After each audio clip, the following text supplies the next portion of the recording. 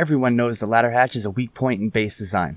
But what if it wasn't? Using the half wall trick, you could fit 2 ladder hatches into a 1x1. This makes the HP 500 from every direction, and when numbers match like this, I pay attention. This gives you all the benefits of this 2-level structure into one that's half the size and half the cost. So what can we do with this? Well, inevitably the entry point would be vertical, but we need more than one loot room. I don't like square bases, so I started adding triangles. As I kept adding on, I came to this footprint. 6 potential loot rooms, all separated. I figured we could add basic triangle honeycomb after we solidified the base's main core. By the way, I'm Vinny from My Gaming Experience. Welcome to my channel. Before we get into the build order, this is the entire footprint. This is how much it will cost. This is the upkeep. And these are the blueprints you'll need. Now let's go. We're going to use this footprint here for the first part of the build. Just make sure the terrain allows for 3 elevated foundations. We'll start by walling in the base like so. Right off the bat, we can put a second level here and here as well. We'll jump up and put these 2 walls, which get half walls on top of them. This will make more sense later. This square foundation marks our first loot room. It will be 4 boxes under a hatch, so we have to use a half wall trick to get the floor frame level with the foundation. After we replace the half wall, we can use another stability trick to extend the loot room access point vertically. This floor frame here allows us to extend the walls upward with ease. I couldn't fit the walls without using this trick, and honestly, I'm confused. If you know why this is, please drop me a line below. Starting at the front, we could begin closing in the base with the ceiling. Nothing wrong with blocking out the sun with a little bit of wood. That was so corny, I'm sorry. We'll jump up to the final enclosure, which will consist of 2 doors and 1 wall. These 2 doors will later be the paths leading to our loot rooms, but for now they can be used to deter any door campers. Once the base is upgraded to your liking and you have basic security, such as doors, it's time to start beefing it up. We can do this by putting a door frame here, here. I'll jump up and put 3 more here. We're going to do some work with triangles now. The ones up top are for pathing. You'll see what I mean in a few seconds by that. And the ones that are here are for securing our 2 covers. 1 more here. Now if you have 2 ladder hatches, you can put them into the 2 floor frames now. But if you don't, you can place this triangle and use it to jump up on. We'll complete the path with this final triangle, and now we have some more room to move around in. We'll put up these 2 half walls, hard side facing us. This would be like a last resort bunker, and it's above the TC room as well. This half wall also goes hard side facing us. I'll jump down, and before we complete the last resort bunker, let's do the TC room. This full wall here can go up at any stage you would like, but make sure you have a sleeping bag and a drop box handy if you want to put this final half wall here. This will enclose the TC fully, and you won't be able to access it externally anymore. We can finish the bunker with these 2 half walls here, and we even get a cheeky spot for an auto turret right there. Once we add the ladder hatches, upgrade, and put the garage doors into the frames, this part of the base is pretty secure. Looking from a top-down view, our next goal will be to add 4 loot rooms, 2 on the green side and 2 on the blue side. Green side first. But for now, let's see what security we have. Greeting you at the front door is a shotgun trap that doesn't take kindly to strangers. We have a garage door.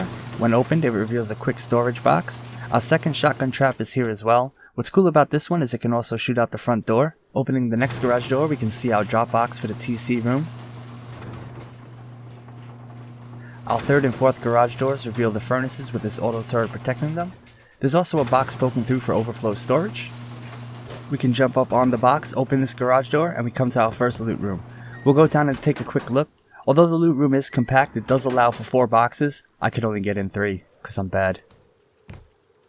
Now note that when you do make the jump up from here, you do have these 2 shotgun traps to worry about, and they're pretty aggressive to be honest. Up here we have room for some small boxes. Now here we have a drop box in and a drop box out for our last resort bunker. This is where our workbench goes. This placement is kinda cool because if they blow through this wall, they will get blocked by the workbench and be mad.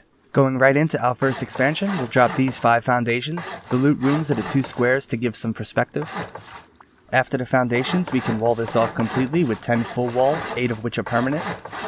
There are 4 upgrades that I consider crucial here. They are this foundation, this wall, and the same 2 over on this side. Upgrading the remaining foundations here is a wise choice, so I'll do that now. We can add loot rooms by placing this wall and demolishing this one. This wall was only here to stabilize the top wall temporarily. Next we'll use a half wall so that we can add a floor frame.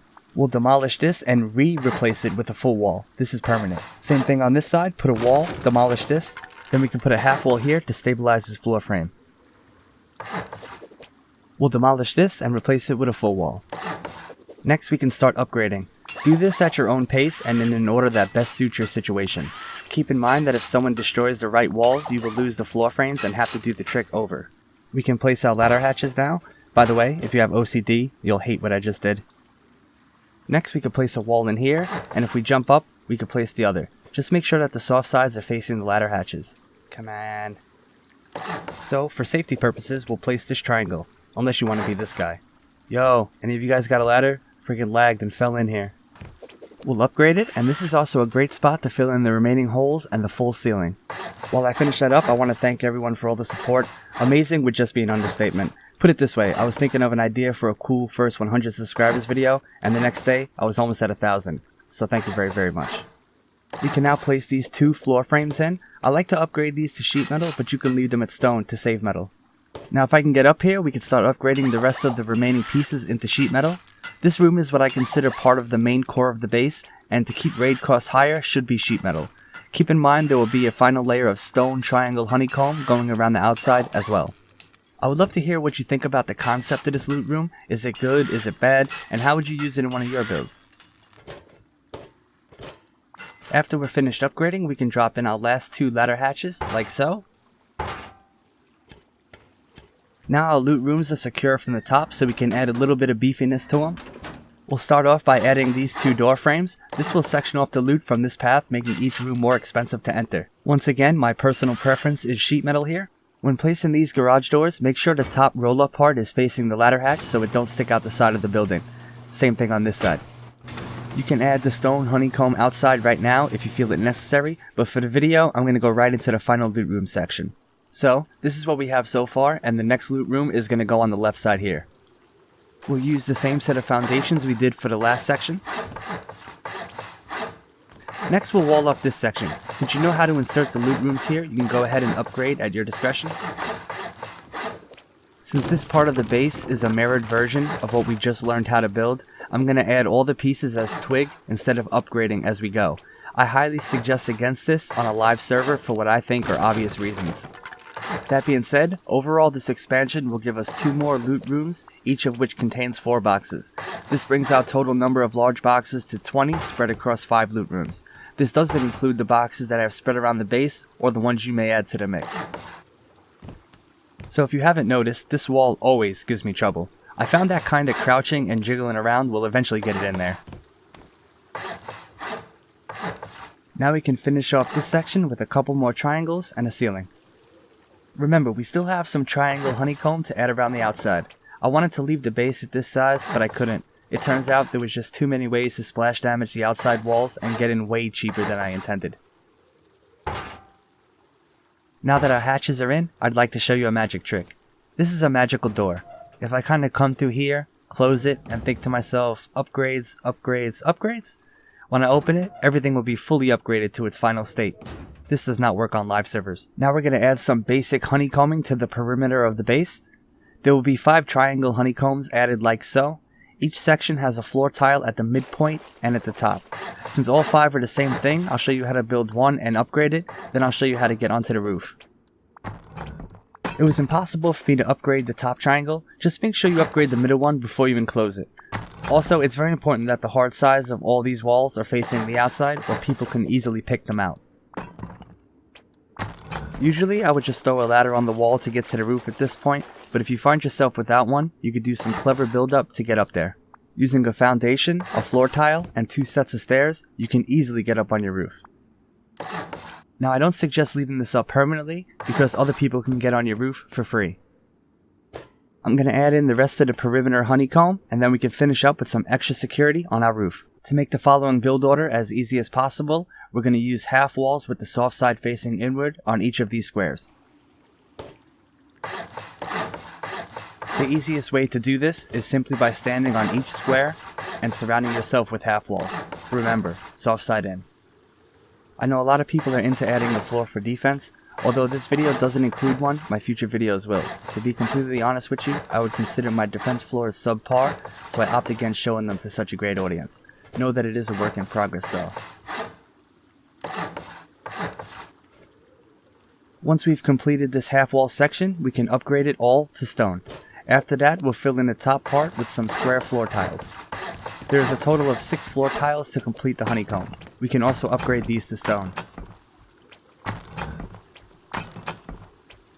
Now this middle section as is wouldn't be ideal for a raider to go through, but since it's only 6 triangles, we might as well honeycomb it.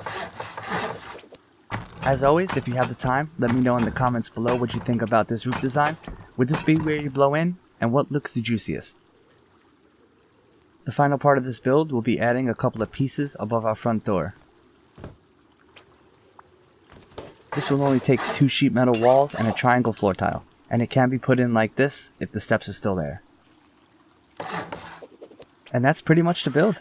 If you have anything to add, please do so in the comments below. Enjoy!